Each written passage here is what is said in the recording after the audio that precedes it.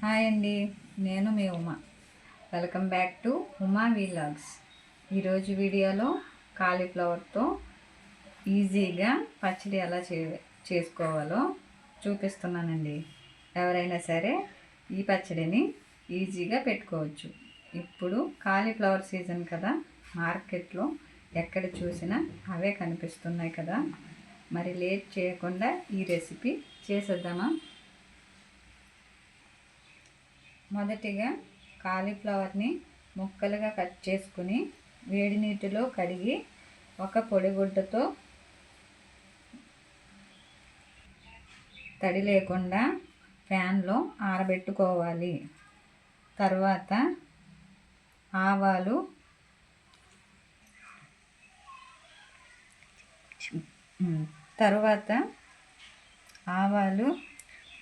ఒక స్పూను, మెంతులు ఒక స్పూను దోరగా వేపుకొని మెత్తగా పౌడర్ చేసుకోవాలి. ఒక గిన్నె తీసుకొని దానిలో కాలీఫ్లవర్ వేసుకొని దానిలో మనం మెంతులు, ఆవాలు పౌడర్ వేసుకొని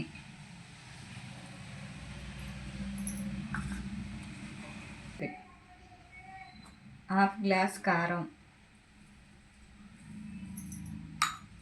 పావు గ్లాసు సాల్టు,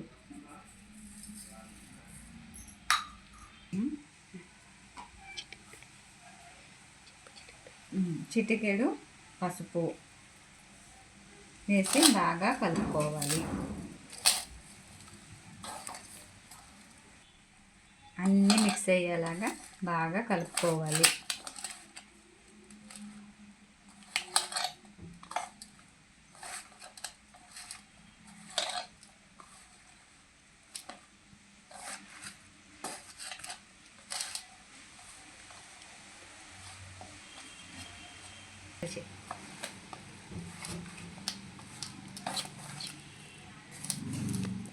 ఇది ఇలా బాగా కలుపుకొని ఒక పక్కన పెట్టుకోవాలి. తర్వాత స్టవ్ మీద ప్యాన్ పెట్టుకోవాలి. దీనిలో 2 టీ గ్లాసుల ఆయిల్ వేసుకోవాలి.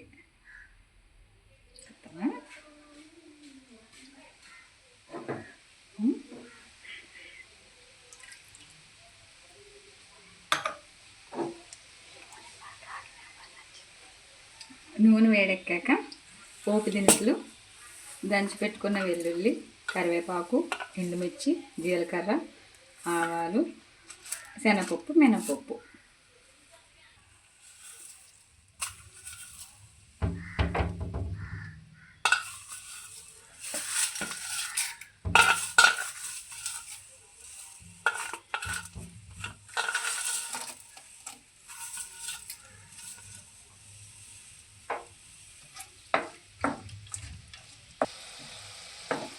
వెల్లుల్లి కొంచెం దోరగా వేగాక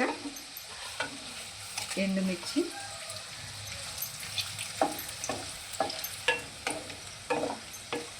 కొంచెం వేగాక కరివేపాకు,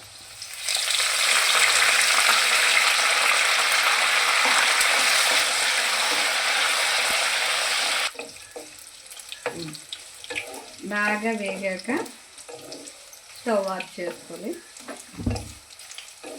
ఈ పోపు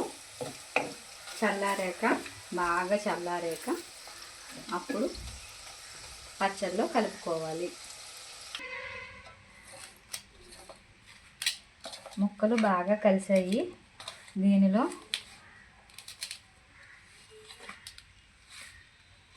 బాగా చల్లారిన పోపు మొత్తం వేసుకోవాలి. బాగా చల్లారాలండి ఇది, లేదంటే వేడివేడిగా వేసుకుంటే పచ్చడి చేదు వచ్చేస్తుంది. బాగా చల్లారాక వేసుకోవాలి.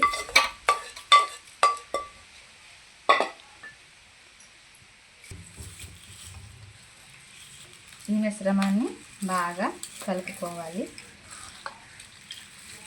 మొత్తం కలిసేలాగా కలుపుకోవాలి.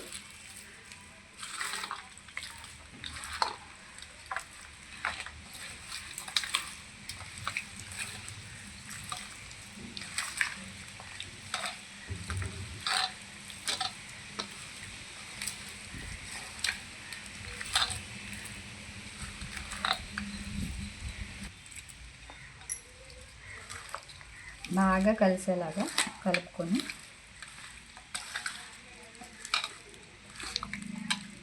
ఇది ఇలాగా కాసేపు పక్క నుంచి ఈలోపు మనం నిమ్మరసం తీసుకున్నాం. 2 నిమ్మకాయల రసం తీసుకున్నాను. దీనిని పచ్చడిలో వేసి బాగా కలుపుకోవాలి.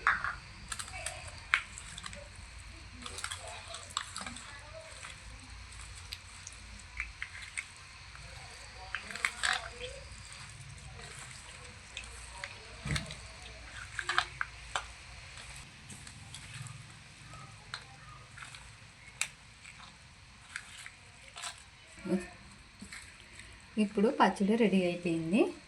దీనిని మూత పెట్టి ఒక రోజంతా పక్కన పెట్టుకోవాలి.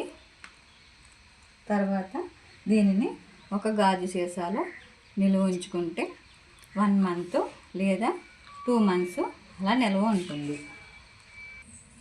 ఈ వీడియో మీకు నచ్చినట్టయితే ప్లీజ్ లైక్ చేయండి, షేర్ చేయండి, సబ్స్క్రైబ్ చేసుకోండి.